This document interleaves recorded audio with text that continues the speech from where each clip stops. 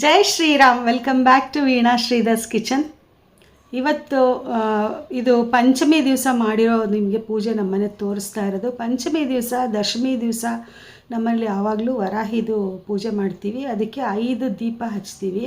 ಇದು ಹೊಸ ದೀಪ ನಾನು ತಂದಿರೋದ್ರಲ್ಲಿ ಸೆಂಟ್ರಲ್ಲಿ ಇರೋದು.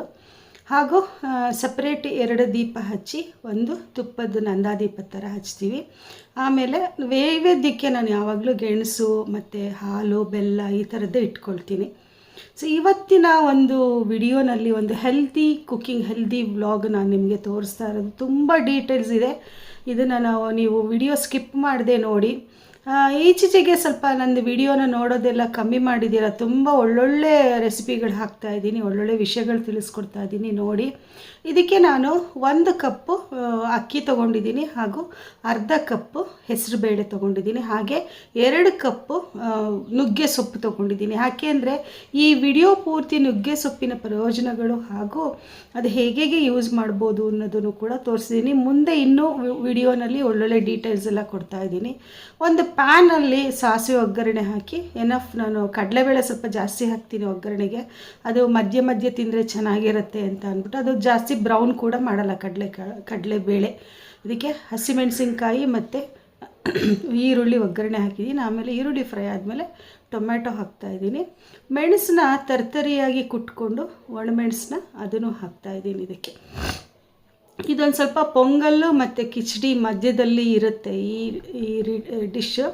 ಇದು ತಮಿಳ್ನಾಡಲ್ಲಿ ಸ್ವಲ್ಪ ಜಾಸ್ತಿ ಮಾಡ್ತಾರೆ. ಹಾಗೆ ಇದಕ್ಕೆ ರಾಜಿ ಈರುಳ್ಳಿ ಅಂದರೆ ಸಾಂಬಾರು ಈರುಳ್ಳಿನೂ ಕೂಡ ಫ್ರೈ ಮಾಡೋಕ್ಕೆ ಹಾಕ್ತಾಯಿದ್ದೀನಿ. ಇವಾಗ ತೊಳೆದಿಟ್ಕೊಂಡಿರೋ ಬೇಳೆ ಮತ್ತು ಅಕ್ಕಿನೂ ಕೂಡ ಹಾಕಿ 1-2 ನಿಮಿಷ ಅದನ್ನು ಫ್ರೈ ಮಾಡಿಬಿಟ್ಟು ಆಮೇಲೆ ಅದಕ್ಕೆ ಉಪ್ಪು ಹಾಕಿ, ಇದಕ್ಕೆ ಸ್ವಲ್ಪ ಇಂಗು ಕೂಡ ಹಾಕಿದ್ದೀನಿ. ಏನು ಬೇಳೆ ಎಲ್ಲ ಹಾಕಿದ್ದೀವಲ್ಲ, ವಾಯು ಆಗಬಾರ್ದು ಅಂತ ಅಂದ್ಬಿಟ್ಟು 1 ಲೋಟ ಅಕ್ಕಿಗೆ 4 ಲೋಟ ನೀರು ಹಾಕ್ತಾಯಿದ್ದೀನಿ. ಹಾಗೆ ಇದಕ್ಕೆ ಮೆಣಸು ಆವಾಗಲೇ ಫಸ್ಟ್ ಫ್ರೈಯಿಂಗ್ಗೆ ಸ್ವಲ್ಪ ಹಾಕ್ಕೊಂಡೆ. ಉಳಿದಿರೋ ಮೆಣಸು ಮತ್ತು ಜೀರಿಗೆ ಪುಡಿ ಹಾಕಿದ್ದೀನಿ. ಇಲ್ಲಿ ನಿಮಗೆ ಗರಂ ಮಸಾಲ ಬೇಕಂದರೆ ಅದು ಕೂಡ ಹಾಕ್ಕೋಬೋದು. ನಾನಿಲ್ಲಿ ಗರಂ ಮಸಾಲ ಹಾಕಿಲ್ಲ. ಇಲ್ಲದೆ ಹೋದರೆ ಒಗ್ಗರಣೆಗೆ ಒಂದು ಪಲಾವ್ ಎಲೆ, ಚಕ್ಕೆ ಲವಂಗ ಕೂಡ ಹಾಕ್ಕೊಳ್ಬೋದು. ಅದು ಸ್ವಲ್ಪ ಗರಂ ಮಸಾಲ ವಾಸನೆ ಇರುತ್ತೆ. ಅದು ಸ್ವಲ್ಪ ಕೆಲವರ ಜನಕ್ಕೆ ಇಷ್ಟ ಆಗುತ್ತೆ. ಈ ಅನ್ನದ ಜೊತೆ ನೆಂಚ್ಕೊಳ್ಳೋಕ್ಕೆ ಇದೊಂಥರ 1 ಪಾಟ್ ಕುಕ್ಕಿಂಗ್ ಅಂತಲೇ ಹೇಳ್ಬೋದು.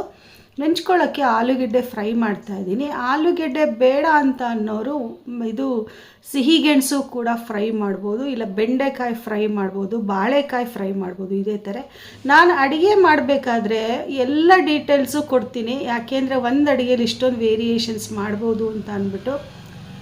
ನಾನು ಮಾಡೋದಾಗಿದ್ದರೆ ಅದನ್ನೇ ಒಂದೊಂದು ವಿಡಿಯೋ ಮಾಡ್ಬೋದಾಗಿತ್ತು. ಆದರೆ ಒಂದೇ ಥರ ಎಲ್ಲ ಬೇಡ, ಇದರಲ್ಲಿ ಆಪ್ಷನ್ಸು ಎಲ್ಲರಿಗೂ ಗೊತ್ತಾಗಲಿ ಅಂತ ಅಂದ್ಬಿಟ್ಟು ನಾನು ಎಲ್ಲ ವಿಡಿಯೋನಲ್ಲೂ 1-2-3 ರೆಸಿಪಿಗಳು ಹಾಗೆ ಬಾಯಲ್ಲೇ ಹೇಳಿಬಿಡ್ತೀನಿ, ನಿಮಗೆ ಗೊತ್ತಾಗಲಿ ನೀವು ಟ್ರೈ ಮಾಡಬೇಕಾದ್ರೆ ಅಂತ ಅಂದ್ಬಿಟ್ಟು.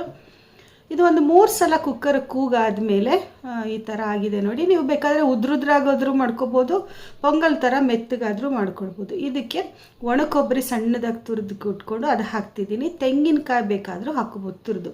ಇವಾಗ ತೊಳೆದಿಟ್ಕೊಂಡಿರೋ ನುಗ್ಗೆ ಸೊಪ್ಪು ಹಾಕ್ತಾಯಿದ್ದೀನಿ. ನುಗ್ಗೆ ಸೊಪ್ಪು ಹಾಕಿ ತುಂಬ ಬೇಯಿಸ್ಬಾರ್ದು ಯಾವಾಗ್ಲೂ. ಅದಕ್ಕೆ ಇವಾಗ ಲಾಸ್ಟಲ್ಲಿ ಬಿಸಿದಕ್ಕೇ ಹಾಕ್ಬಿಟ್ರೆ, ನಿಮಗೆ 1-2 ನಿಮಿಷ ಮುಚ್ಚಿಟ್ಬಿಟ್ರೆ ಇದು ತುಂಬಾ ಚೆನ್ನಾಗಿರುತ್ತೆ. ನುಗ್ಗೆ ಸೊಪ್ಪನ್ನ ನೋಡಿ, ಕೆಲವು ಒಳ್ಳೆಯದು ಅಂತ ಅಂದ್ಬಿಟ್ಟು ಎಲ್ಲದನ್ನು ಎಲ್ಲ ಥರನೂ ಯೂಸ್ ಮಾಡೋಕ್ಕಾಗೋದಿಲ್ಲ. ಒಂದೊಂದು ವಿಧಾನ ಇರುತ್ತೆ ಕೆಲವುದು ಯೂಸ್ ಮಾಡೋದು, ಎಷ್ಟು ಬೇಯಿಸಬೇಕು, ಎಷ್ಟು ಬೇಯಿಸಬಾರ್ದು ಅಂತದೆಲ್ಲ.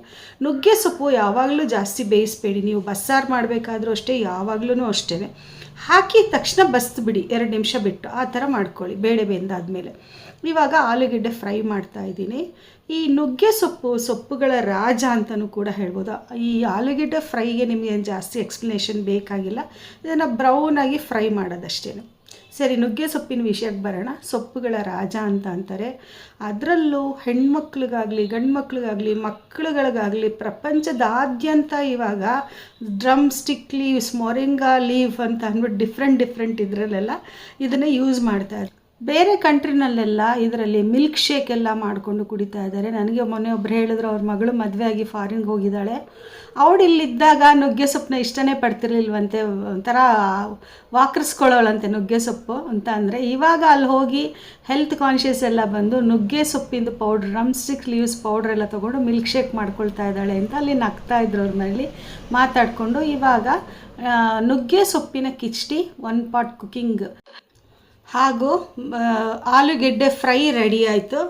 ಇದು ಮಕ್ಕಳಿಗೆ ಟಿಫಿನ್ ಬಾಕ್ಸ್ಗೂ ಚೆನ್ನಾಗಿರುತ್ತೆ, ತುಂಬ ಆರೋಗ್ಯಕರವಾದ್ದು. ಹಾಗೆ ನೀವು ನುಗ್ಗೆ ಸೊಪ್ಪಿನ ಸಾರು ಮಾಡಿದ್ರೆ ಮಕ್ಕಳುಗಳು ಡೆಫಿನೆಟಾಗಿ ಇಷ್ಟಪಡಲ್ಲ. ಬಸ್ಸಾರು ಅದೆಲ್ಲ ಮಾಡಿದ್ರೆ ಕೆಲವೇ ಮಕ್ಕಳುಗಳು ಮಾತ್ರ ಇಷ್ಟಪಡ್ತಾರೆ. ಸೊ ಇದು ಯಾವ ಸೊಪ್ಪು ಏನು ಅಂತಲೂ ಗೊತ್ತಾಗಲ್ಲ, ಈ ಥರ ಕಿಚಡಿಗೆ ಇಲ್ಲ ಪೊಂಗಲ್ಗೆ ಎಲ್ಲ ಹಾಕಿದ್ರೆ. ಸೊ ಈ ಥರ ನೀವು ಮನೇಲಿ ಟ್ರೈ ಮಾಡಿ. ಇನ್ನೇನು ಸ್ಕೂಲ್ ಸೀಸನ್ ಸ್ಟಾರ್ಟ್ ಆಯ್ತಲ್ಲ, ಮಕ್ಳಿಗೂ ಕೂಡ ಹಾಕ್ಕೊಡಿ, ನ್ಯೂಟ್ರಿಷಿಯಸ್ ಆಗಿರುತ್ತೆ. ಯಾವಾಗಲೂ ಅಷ್ಟೇ.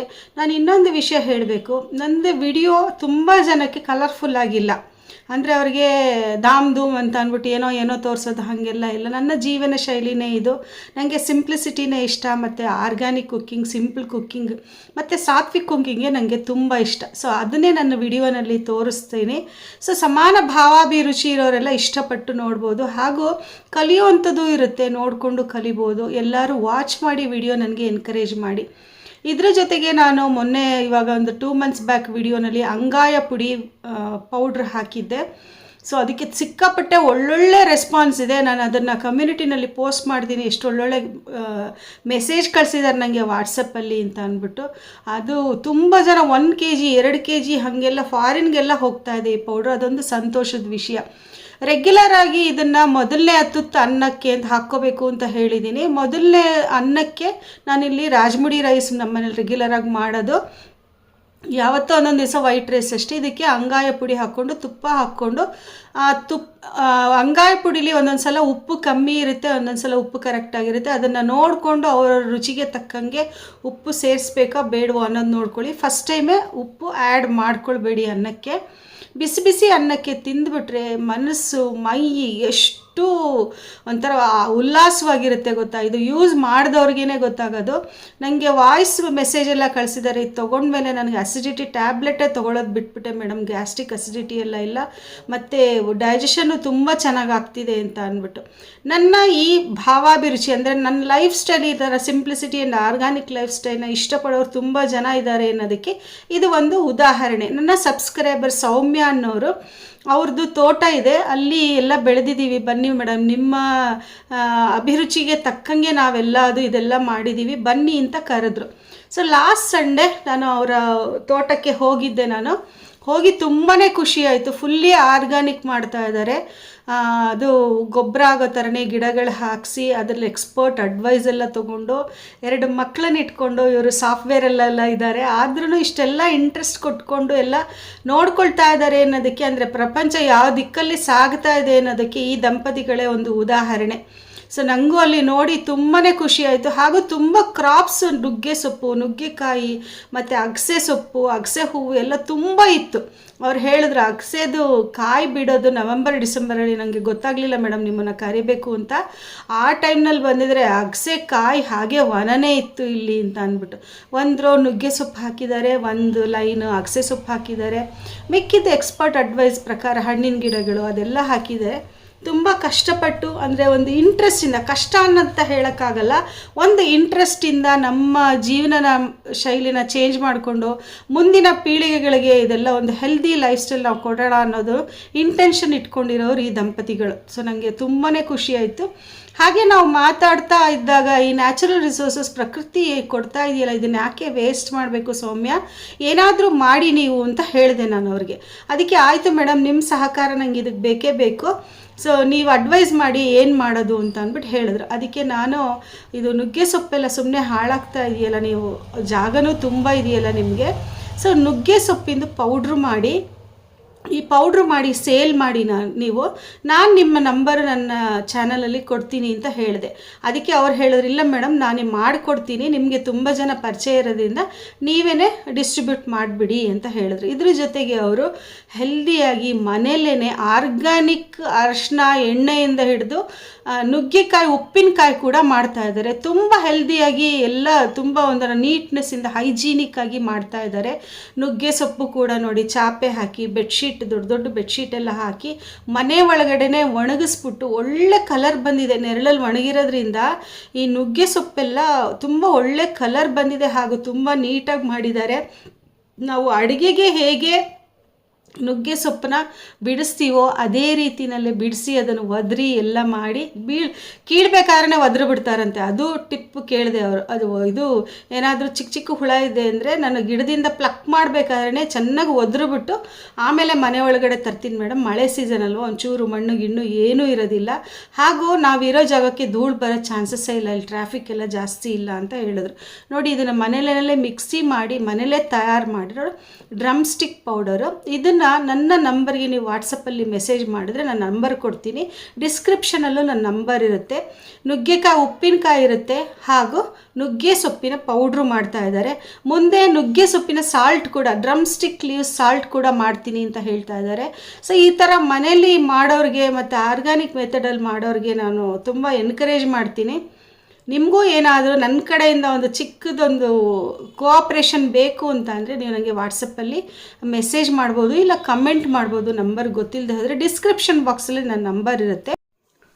ನನಗಂತೂ ಇವರನ್ನು ನೋಡಿ ತುಂಬ ಸಂತೋಷ ಆಯಿತು. ಒಂದು ಹೆಲ್ದಿ ವೇನಲ್ಲಿ ಮುಂದಿನ ಪೀಳಿಗೆಗಳಿಗೆ ಒಂದು ಹಾದಿ ಹಾಕ್ಕೊಡ್ತಾ ಇದ್ದಾರೆ, ಹಾಗೂ ಇವರು ಆ ಥರ ಹೆಲ್ದಿ ಆ್ಯಂಡ್ ಆರ್ಗ್ಯಾನಿಕ್ ಲೈಫ್ನ ಇಷ್ಟಪಡ್ತಾ ಇದ್ದಾರೆ, ಹಾಗೂ ಅದನ್ನು ಅಳವಡಿಸ್ಕೊಳ್ತಾ ಇದ್ದಾರೆ ಅಂತ ಅಂದ್ಬಿಟ್ಟು. ಸೊ ಈ ಥರನೇ ತುಂಬ ಜನ ಇದ್ದಾರೆ. ತುಂಬ ಎಲ್ಲರಿಗೂ ಅವೇರ್ನೆಸ್ ಬರ್ದೇನೂ ಇಲ್ಲ, ಆದರೂ ಇನ್ನೂ ಜನಗಳಿಗೆ ಅವೇರ್ನೆಸ್ ಬರಬೇಕು. ಹೊರಗಿನ ಆಹಾರ ಹಾಗೂ ಬೇರೆ ಬೇರೆ ಪ್ಲಾಸ್ಟಿಕ್ಕು ಅದು ಇದು ಎಲ್ಲ ಕಡಿಮೆ ಮಾಡಿ ಒಂದು ಒಳ್ಳೆ ಜೀವನ ಶೈಲಿನ ಬೆಳೆಸ್ಕೊಳ್ಬೇಕು ಅಂತ ಅಂದ್ಬಿಟ್ಟು ನಾನು ನನ್ನ ವಿಡಿಯೋ ಸ್ಟಾರ್ಟಿಂಗಿಂದನೇ ಕೇಳ್ತಾ ಇದ್ದೀನಿ, ಹಾಗೂ ಇವಾಗಲೂ ಕೂಡ ಮನವಿ ಮಾಡ್ಕೊಳ್ತಾ ಇದ್ದೀನಿ. ವಾಟ್ಸಪ್ಪಲ್ಲಿ ಡಿಸ್ಕ್ರಿಪ್ಷನಲ್ಲಿರೋ ನಂಬರಿಗೆ ಮೆಸೇಜ್ ಮಾಡಿ. Thank you for